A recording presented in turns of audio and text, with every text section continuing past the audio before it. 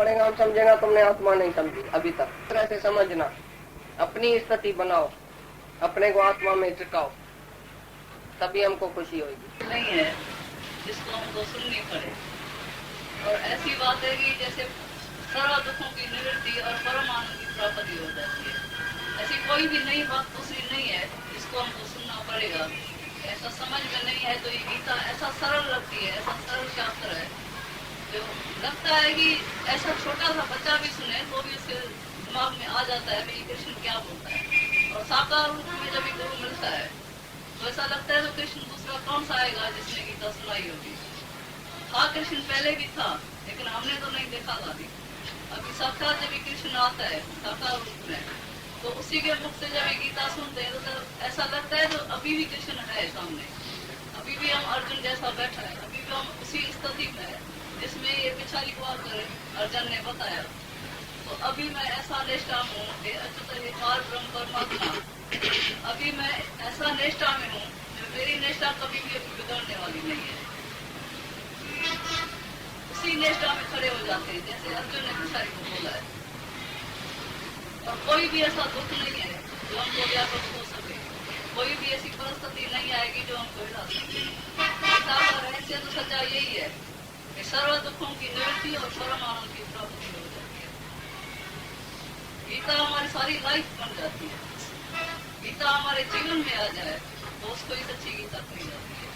और ऐसा साकार कृष्ण रूप में अगर गुरु मिलता है तो उसको तो कोई भी तकलीफ नहीं होती है, कोई भी ऐसी परेशानी नहीं होती है। तो ये कैसा होगा वो कैसा होगा, ऐसा लगता है कि हमको कोई तकलीफ ही नहीं हुई है। ज्ञान सुनने जैसे किसी का दिमाग भारी हो जाता है, हमारा तो कभी दिमाग भारी नहीं हुआ है, हल्का हल्का लगता है क्योंकि अपने आप पर दिमाग भारी होता है। लेकिन जब गुरु के मुख से सुनो तो ऐसी हल्की गीता लगती है जैसे हमने कभी सोचा भी नहीं था जिंदगी में ये गीता हमको समझ में भी कभी आएगी। कोई गीता हमको ऐसा लगता है जैसे कोई भी सुने तो उसके जीवन में आ सकती है और बशर्ते फिर वो अपनी लाइफ में लगाए सुनने तक। लेकिन जब हमारे जीवन की बात आती है तो बहुत सरल होती है। कैसे काम करते हुए लेकर भी कर्म हमारे खाते में कभी नहीं आता है। ऐसा लगता है कि काम कभी हमने किया ही नहीं जन्म लिया है कभी। हमको कोई भी आकर बोले तुम्हारा ये फर्ज है, तुम्हारा धर्म है, हमको लगता ही नहीं कभी हमने ये फर्ज और धर्म हमारे खाते में आ सकता है, हमको मारने का भी है या दुनिया आकर हमको सिखा सकती है। अभी हम इतने ऊपर चढ़ गए गुरु के मेहर से कृपा से क्योंकि हमको कोई भी नीचे गिरा नहीं। जैसा तुम्हारा अंदर का ख्याल होगा ऐसी सारी कुर्सी तुमको साथ देगी, तुम्हारा बिल्कुल तुमको ऊपर चढ़ाएगा। लाखों आदमी आकर तुमको बताएगा कि ये तुम्हारा फर्ज है, तुम्हारा धर्म है, तुमने ऐसा क्यों नहीं किया। लेकिन हम तुम्हें मानते ही नहीं है। तुम भी ऐसा जब गुरु के मुख से सच्ची तरह से सुनी होगी तो तुम भी अपने में वो फर्ज धर्म नहीं मानते। सच्चा फर्ज धर्म वाला है तो उसको फर्ज धर्म कभी भी मानेगा। यही गुरु की करुणा है, यही सच्चाई है। गुरु का दिल ऐसे गीता जीवन में आ जाती है और बहुत सरल लगती है। कभी नहीं लगा है कि ये बहुत कठिन लगती है। कल मेरे को किसी ने बोला कि हमने जब दादा से ज्ञान सुना था तो 12 बजे से भगवान ने बताया कि दादा जब ज्ञान सुनाता था तो नींद भी सब सुनते थे। और कल किसी ने हमको बताया कि सच्ची बात है हमने दादा से ज्ञान नींद में सुना था। अभी बात हमको ऐसी लगती है कि जागृत भी सुनते। लेकिन प्रेम में एक ऐसी शक्ति थी जो गुरु की एक एक बात को हम सच करके उठा। प्रेम में सारी बात उनकी समझ में आ जाती थी। गीता कभी नहीं समझी थी हमने, नहीं बात समझ में आपको बहुत दूर बात करता था। लेकिन अभी हम गुरु के मुख से सुनते तो वो सरल करते हैं। तो ये बिल्कुल राइट बात है। लगता है हो जाता है जो भी सुनता है भाव चला जाता है, जैसा ऐसा खत्म हो जाता है जैसे उसकी बात सच्चे गुरु की यही पूरा मत है। तो तुमको अपने दिल में करके दिखाएगा सो प्रभु गुरु नहीं सो प्रभु तुमको ही खुद अपने ऊपर लगता है कि तुम मेरे से जरा सा कम नहीं है, जो मैं उसको तो यही गुरु की सच्चाई है। तुम एक एक को ऊपर उठाता है कि तुम कभी नहीं बोलना कि मैं बदल हूँ, तू भगवान है, मैं बदल हूँ, मैं स्वामी हूँ, सेवक है, ऐसा कभी भी गुरु नहीं बोलेगा। इसीलिए गुरु की जो सच्चाई है वो हमारे अंदर सच्चाई को चाहिए। और हम भी बच्चा बने गुरु से। गुरु जब तुम बोलते हो गुरु वाक्य सत्य करते हो, तभी तुम्हारा मेरा पाल होता है। जैसे हमारा सच में क्या बात होगा पाल होता है। अभी कोई भी ऐसी बात नहीं रही है समझ में नहीं है, तो तुम भी अपना बात अपनी बताएगा, अपनी स्थिति बताएगा, तो तुमको भी वो कोई अनुभव हो जाएगा। जहाँ जहाँ भी कमी होगी, जो भी बात नहीं समझ में आएगी वो भी बताएंगे और तुमको जाति होगा और जाति को समझाएगा। बाकी कहाँ तक खड़ा है क्या है वो उससे ऊपर उठाएगा। नुकसान तो कभी पड़ ही नहीं सकता है, ऐसे गाँव में जो भी आया है उसको कभी नुकसान पड़ नहीं सकता है। लेकिन जहाँ जहाँ हम खड़े हैं वहाँ से हम बोलेंगे, गुरु से बात करेंगे, इसका भी बताएंगे तो और गुरु पर चढ़ाएगा। गुरु को इस बात में खुशी नहीं होती है तो हमेशा तू ऐसा नीचे होके बैठना, मेरी बात सुनते आना और मैं सुनाता रहूँ। गुरु को खुशी होती है तो अपनी स्थिति बता दे, सबको मेरा ये ज्ञान अभी कृष्ण ने क्या बोला कि तो ये मेरा ज्ञान जाकर मेरे भक्तों में बढ़ता है। तो जब ये बात आपने समझी होगी, गुरु को बात बताएंगे, स्थिति अपनी बताएंगे, तो सबसे बात कर सकते हैं, इसमें कोई भी कठिनाई नहीं है, कोई भी तकलीफ नहीं। और तो सब बातों में तकलीफ है, हम तो बोलते दुनिया की जितनी भी बातें है नहीं, जो भी बात है उसमें बहुत कठिनाई होती है। ज्ञान में और गीता सुनने में और गुरु के शरण आने में कोई जरूरत नहीं है। हम तो दुनिया में जाते तो हमको कठिन लगता है, पहले तो नहीं है, लेकिन किसी का अनुभव सुनते हैं उससे छूटता है। ऐसा लगता है कि हम किधर बैठे क्या सुनते हैं।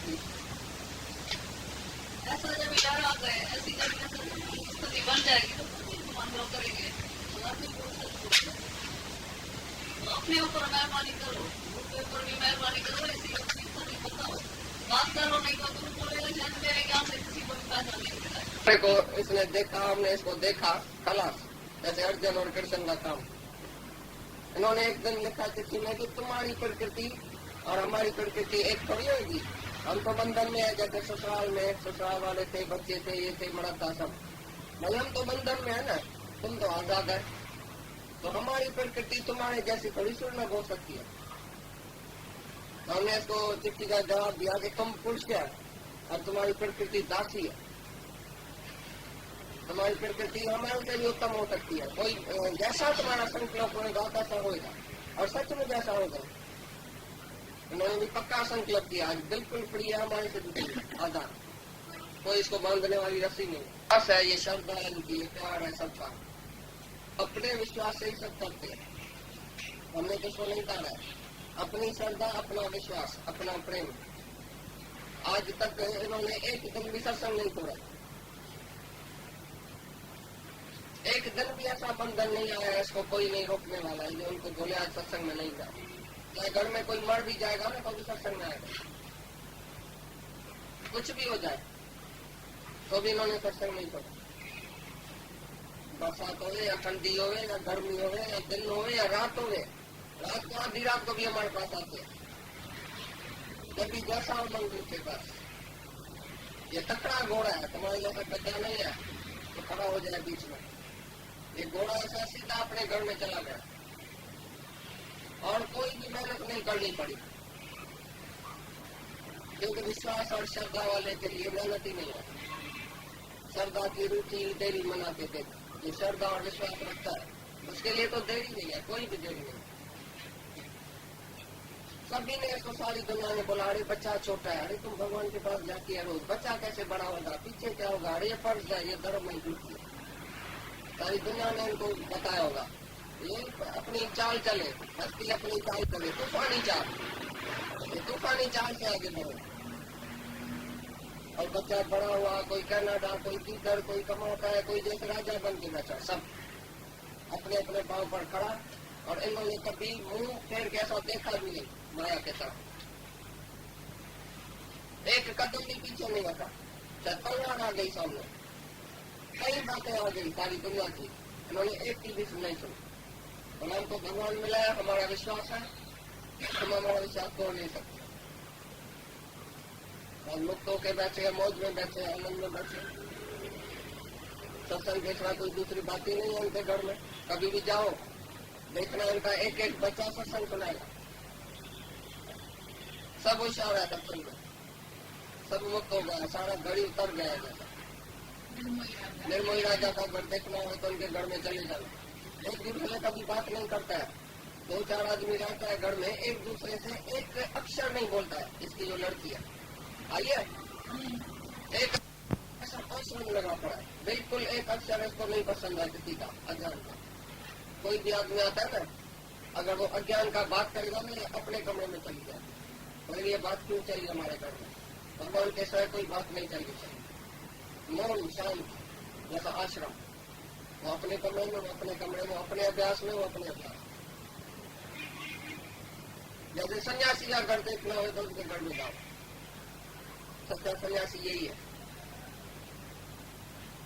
जिसका मन खाली है, जिसके मन में राग द्वेष संकल्प विकल्प नहीं है, वही तो सन्यास है। तो त्याग है सच्चा। आगे क्या है? तो बड़ा महत्व। तो क्या होता था रात को, दिन को, शाम को, जैसे गीता ही मगज में पड़ती थी, भाई कौन सा श्लोक है, ये क्या है।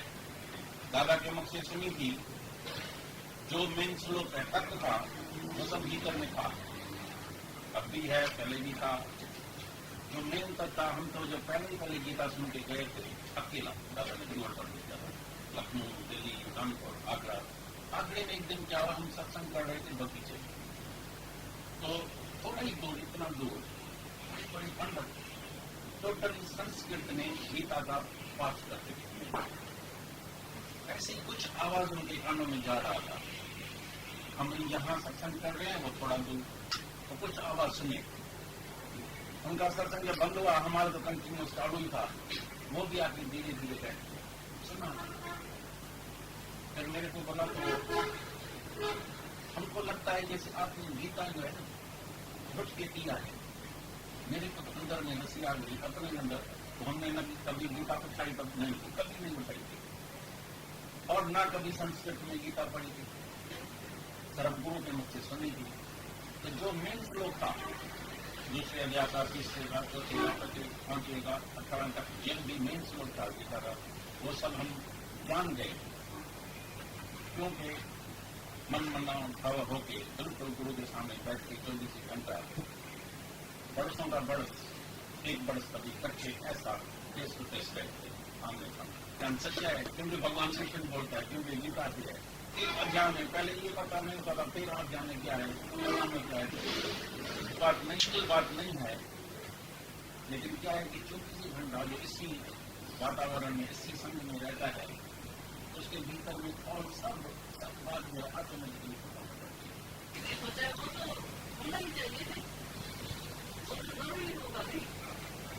भगवान ने किया, भगवान की जिक्र नहीं किया, ये अपने घर की बात नहीं बताती, लेकिन वो सच्ची बात है। ओम में ओम, उसमें सारी 3 मात्राएं आती हैं। कुल ओम का जो शब्द है, उसमें सारी 3 मात्राएं आती हैं, अकार, उकार, मकार, और अर्ध मात्रा होती है, चंद्र बिंदु ऊपर से होता है। कभी आप ओम देखेंगे तो उसमें ये 3 जो हैं उसमें मात्राएं आती हैं, और आधा मात्रा जो है वो ऊपर से है, चंद्र बिंदु, आधा चांद। तो ये सारे 3 मात्राएं आती हैं।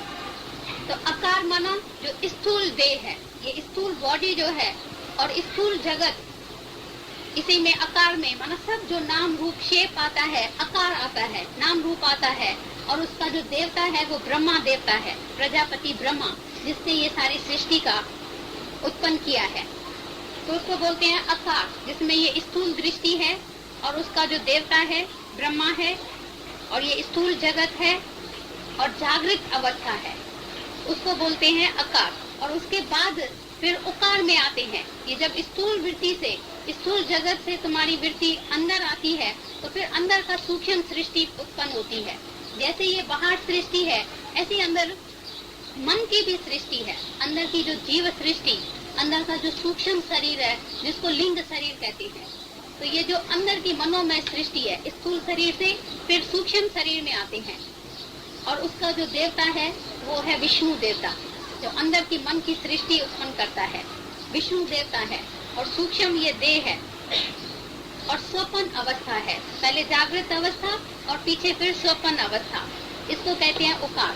तो जब स्थूल देह से तुम्हारी वृत्ति ऊपर उठ जाती है, फिर तुम्हारे अंदर में मन में तुम्हारी जो सृष्टि है उसकी फिर गुरु प्रलय करता है।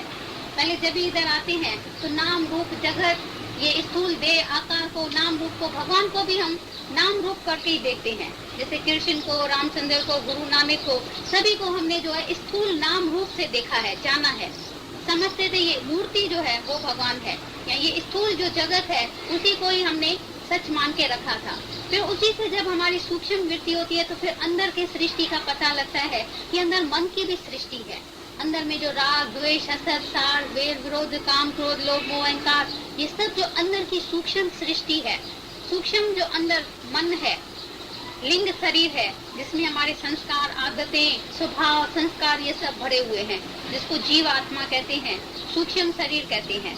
फिर उसी की दृष्टि मिलती है, अंदर सूक्ष्म में आते हैं, स्थूलता से फिर सूक्ष्मता में आते हैं, और उसके बाद जो तीसरा शरीर है कारण शरीर, जो गहराई में अंदर सुषुप्ति अवस्था में, सुषुप्त अवस्था में है शिव, उसका देवता है शिव। जैसे प्रलय हो जाती है, जैसे गहरी नींद होती है तो उसमें जगत का ये पदार्थ भी नहीं देखते हैं, नाम रूप जगत वो भी खत्म हो जाता है। फिर भी अंदर में जो कारण शरीर है, मैं हूँ, ये अंदर में याद है कि मैं हूँ, ये अज्ञान की अवस्था अंदर भरी हुई है, जिसको कहते हैं समिष्टि अविद्या। अंदर की जो अविद्या है, अज्ञान, अज्ञान काल है, अज्ञान की अवस्था है, उसमें अंदर में ये अज्ञान भरा हुआ है कारण शरीर में कि ये मैं देह हूँ, मैं जीव हूँ, ये मैं शरीर हूँ। इसीलिए किसी को भी अपना नाम रूप ये भूलता नहीं है, सबको अंदर में पक्का है मैं फलानी हूँ, मैं लड़की हूँ, मैं लड़का हूँ, मैं देह हूँ, मैं मिस्टर हूँ, मैं मिस हूँ, मैं मिसेज हूँ। पर जो मिस्ट्री है, जो सच है, जो रहस्य है, उसको हम सब बुलाकर बैठे हैं। तो गुरु आकर के, सच्चा गुरु हमको इसको अकार, उकार, मकार, स्थूल, सूक्ष्म, कारण, इन तीनों देह से ऊपर जब होता है तभी तुम अर्ध मात्रा में साक्षी, दृष्टा, जो कूटस्थ आत्मा है अपने को जानता है कि इन तीनों अवस्थाओं को मैं जानने वाला हूँ, तीनों देह को जानने वाला हूँ, तीनों अवस्थाओं को जानने वाला हूँ, जागृत, स्वप्न और सुषुप्त, जो ब्रह्मा, विष्णु और महेश, इन तीनों को जानने वाला मैं हूँ। आत्मा जो है इन तीनों को उत्पन्न करने वाला है। पहले आत्मा है, निराकार है, सच, उसके बाद ये सब साकार सृष्टि उत्पन्न हुई है। ब्रह्मा, विष्णु, महेश फिर पीछे उत्पन्न हुए, जागृत, स्वप्न, सुषुप्ति अवस्था, ये सब जो है ये स्थूल देह के धर्म है, ये प्रकृति का धर्म है। पहले आत्मा था निराकार, उसी से ये महत प्रकृति हुई, उसी से ये सब सृष्टि उत्पन्न हो गई। तो ये ओम का जो अर्थ है, जिसमें ये सारे तीन मात्राएं आती है, जो आत्मा को जान लेता है, इन तीनों अवस्थाओं से ऊपर हो जाता है, स्थूल देह से, सूक्ष्म शरीर से और कारण शरीर से, ऐसा उसको ज्ञान अंदर में आ जाता है। जब ये अंदर आत्मा को जानता है, अंतर आत्मा को, जो सत्य है, रियलिटी है, जो सच को जान लेता है, तो उसका ये तीनों पर्दा जो है ऊपर का वो उतर जाता है। उसी से जब ऊपर होता है तभी अपने स्वरूप को प्राप्त होता है। नहीं तो मनुष्य इस माया में विचलित हो गया है, भूल गया है, भूल भुलैया के खेल में आकर के सभी जीव प्राणी भटक गए हैं, भूल गए हैं। तो जब गाइड मिलता है, ऐसा सच्चा गुरु मिलता है जो हमको सत्य का दर्शन कराता है, हरि दर्शन की आरसी, सतगुरा की देह, लखना चाहे अलग को तो उसी में ही लख ले। जब सच्चा ज्ञान गुरु हमको देता है, आरसी दिखाता है, अपने स्वरूप का दर्शन कराता है कि अपना रूप पहचान रे मन, दर्शन यही भगवान। अपना रूप को पहचानो कि असल में तुम कौन है। तो जब अर्ध मात्रा को जानता है कि मैं आत्मा हूँ, साक्षी हूँ, दृष्टा हूँ, इन तीनों अवस्थाओं को मैं जानने वाला हूँ। जैसे तुम गहरी नींद में सोया हुआ है तो भी सुबह को उठ करके कहता है आज मेरे को बहुत गहरी नींद आई, आज मेरे सारे शरीर की थकावट दूर हो गई। माना तुम्हारा जो आत्मा है वो जागंदी ज्योत है, अखंड ज्योत है, जो उसी नींद में भी तुम्हारा शरीर भी सोया हुआ है, मन, इंद्रियां, ये जगत, सब पदार्थ जैसे सो रहे हैं, सारी दुनिया की प्रलय हो गई है, तभी भी तुम्हारा आत्मा जो है साक्षी स्वरूप वो जागता रहता है, जो उठ करके तुमको जान देता है, पहचान देता है कि तुमको बहुत गहरी नींद आई। माना गहरी नींद को भी तुम जानने वाला है, अपने मन को भी तुम जानने वाला है कि अभी मेरा मन जो है इधर गया, ये संकल्प आया, उधर गया, अमेरिका गया, लंदन गया, अभी मेरा घर में गया, अभी दुकान में गया, जहाँ जहाँ तुम्हारी चीज होगी, पोजीशन होगी, अभी मेरा इसमें मन गया, अभी मेरे को देर हो रही है। तो तुम अपने मन को भी जानने वाला है और इस शरीर को भी जानने वाला है। अभी मेरे को इसको इधर दर्द है, पेट में दर्द है, तुम थोड़ी बोलेगा मैं पेट हूँ, तुम बोलेगा मेरे पेट को दर्द है, पेट में दर्द है, माना मैं नहीं पेट हूँ, पेट को दर्द है, मेरे पेट को दर्द है, माना मैं उसी से जुदा हूँ। और ये जो नाम है और ये जो रूप है उस सब से तुम ऊपर है। नाम भी पीछे 6 दिन के बाद रखा गया, पंडितों ने, ब्राह्मणों ने, घर वालों ने कोई न कोई नाम जो है आरोप कर दिया, थोप दिया, और उसी नाम को हम लोगों ने पकड़ लिया, उसी को पक्का कर लिया। ये तो जगत को पहचानने के लिए, एक एक को पहचानने के लिए नाम रूप अलग अलग रखे गए हैं, और रूप जो है वो भी सबका अलग अलग है। पर उसी को हमने जो थोपा गया है, ऊपर से आरोप किया गया है, उसी को ही हमने सच समझ लिया है, पक्का कर लिया है, जो कि है चेंजेबल। अभी हमारे जो अम्मा, दादा, बाबा, उसी के भी परदादा हैं, उसी का हमको नाम भी